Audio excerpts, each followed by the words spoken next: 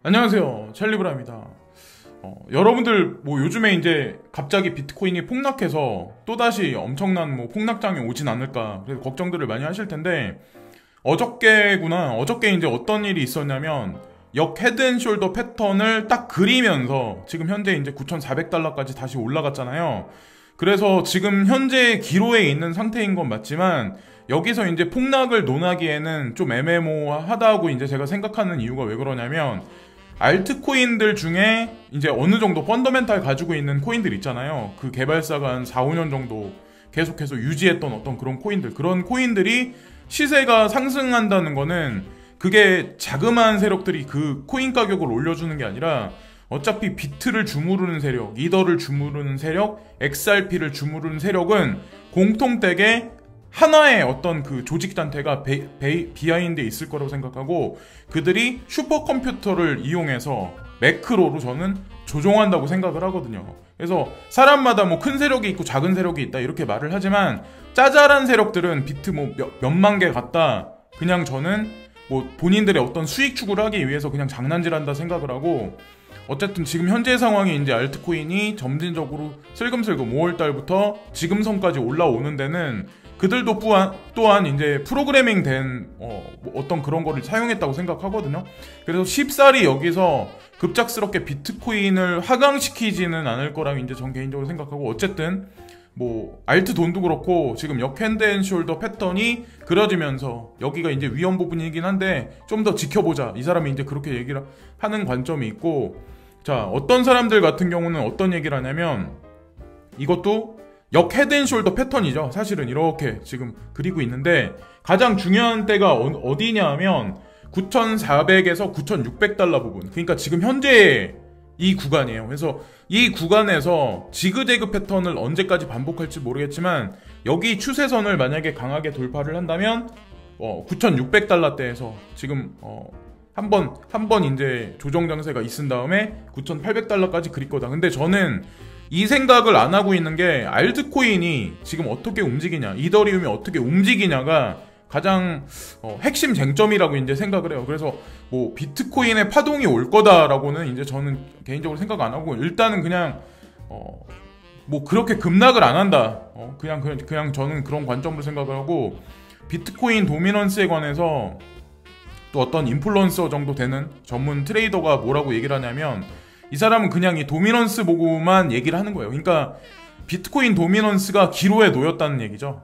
자, 비트코인 도미넌스가 급상승을 한다는 의미는 알트코인들이 지금까지 올라간 거를 다 되돌림한다 라는 얘기로 볼 수 있고, 또 하나, 비트코인 도미넌스가 여기서 점진적으로 하락할 가능성, 거대한 삼각수렴 패턴에서 이제 그 기로에 있는 거죠. 사실은 지금 현재의 관점이. 그래서 제가 보니까 65.59 정도 되더라고요, 지금 현재의 관점이.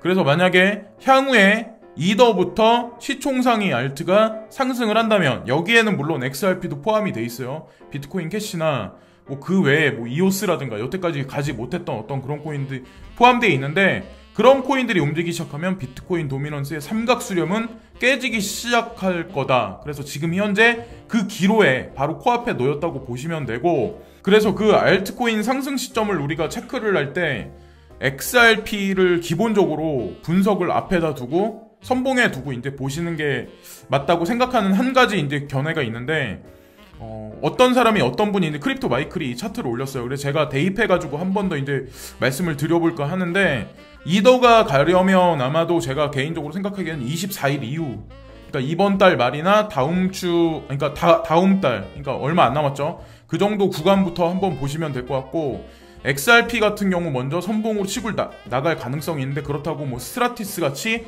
갈 거다 이런 걸 의미하는 건 아니고, 자, 이 차트를 그린 사람은 현재 제가 사토시가로 이걸 보니까 2041 사토시예요. 그래서 어저께 약간의 반등이 있을까 말까 한 적이 있었잖아요, 어저께. 그래서 이 지그재그 진폭이 있다가 만약에 이게 하루 이틀 정도 만약에 유지가 한 번 더, 두 번 정도 더 있으면 또다시 상승할 가능성이 있다는 게, 2041에서 2400 정도, 2400 사토시 정도니까 한 퍼센테이지로 따졌을 때 15에서 20% 정도네요. 그러니까 지금 가격에서. 그래서 대충 계산들을 하면, 아마 하시면 하나로 얼마 정도인지 계산 나올 거예요. 그래서 아마 그 정도 올라가면 키 맞춤을 아마 어느 정도는 하지 않을까라는 생각을 해요. 그러니까 300원 밑에 가격대죠. 그래서 신규 투자자들은 자제를 하시고 XRP를 가지고 계신 분들은 뭐 하루 이틀 정도 시세를 보시면 아마 비트코인 도미넌스가 깨질지 안 깨질지, 그리고 향후 이더리움이 어떻게 갈지도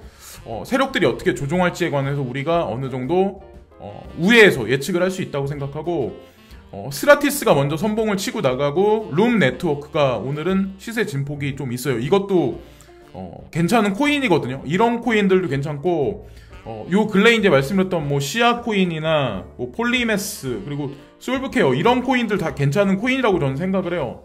뭐 이더리움 클래식은 시총이 높은 코인이니까 여기 있는 코인들하고 비교 평가를 하면 안 되고, 그리고 램도 보이네요. 램도 어저께 제가 요 근래 차트를 체크를 해봤는데 얘도 마찬가지로 올라갈까 말까, 그리고 5월달부터 세력들의 매집이 점진적으로 있었고 향후 진폭이 갈 수 있는 확률이 한편으로 있을 수 있으니까 미리 들어가신 분들은 손절을 하지 마시고 조금 더 기다려 보셔라. 특히나 이제 램코인 같은 경우는. 그래서 신규는 자제를 하시고, 제가 이제 누누이 말씀드리지만 스라티스 같이 그런 경우는 흔히 있는 일이 아니에요. 예, 그래서 그걸 또 한 가지 말씀드리고, 어쨌건 이런 지금 전반적인 알트코인이 이런 식으로 점진적으로 한 2달에 걸쳐서 작업을 쳐놨기 때문에 이거를 고스란히 갑자기 급격스럽게 비트코인이 급락을 시키면서 이 추세를 무너뜨릴 거라는 생각을 안 하거든요. 어쨌든 하루 이틀 사이에 리플코인이 어떻게 움직이나 보시면 되고, 그래서 원화를 가진 사람이 들어갈 틈이 되게 많이 없어요.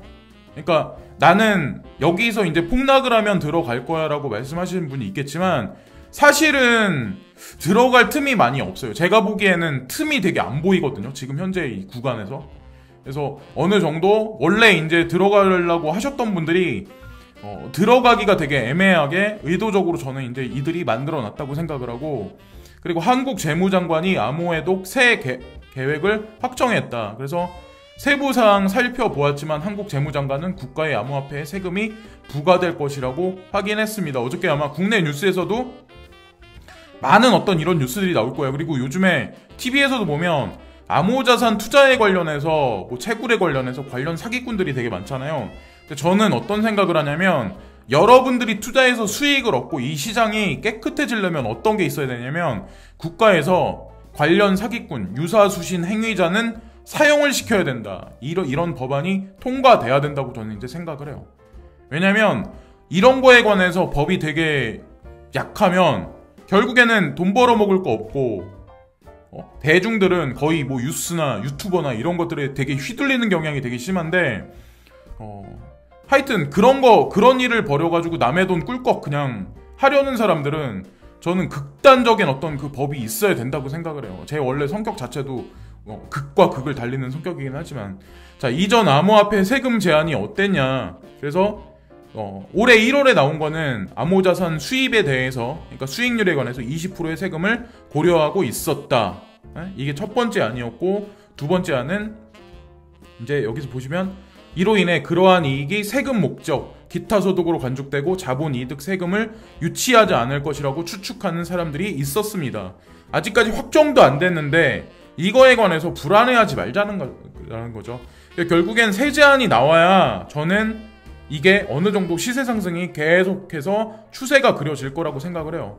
한국조세정책협회는 나중에 암호화폐 소득세를 시행하기 전에 저수준 거래세를 도입하는 2단계 세금 체계를 제안했었다. 이 제안들 중 어느 것이 부과될지에 대한 추가 정보는 제공되지 않았다라고 나오잖아요. 아직까지 확정도 안 됐는데 지금 여기서 설레발 쳐봐야, 설왕설래 해봐야 아무 필요가 없다는 거죠. 자, 그리고 끝으로 이제 말씀드릴 건, 온더라고 이게 아톰리그 랩스랑, 여기도 이제 블록체인 연구하는데 아톰리그 랩스랑 해가지고 KB 국민은행에서 이제 암호자산 수탁관리 서비스 하는 거에 관해서 프로젝트를 진행하셨던 분들이거든요. 이분이. 그러니까 정우현님하고 같이 해가지고.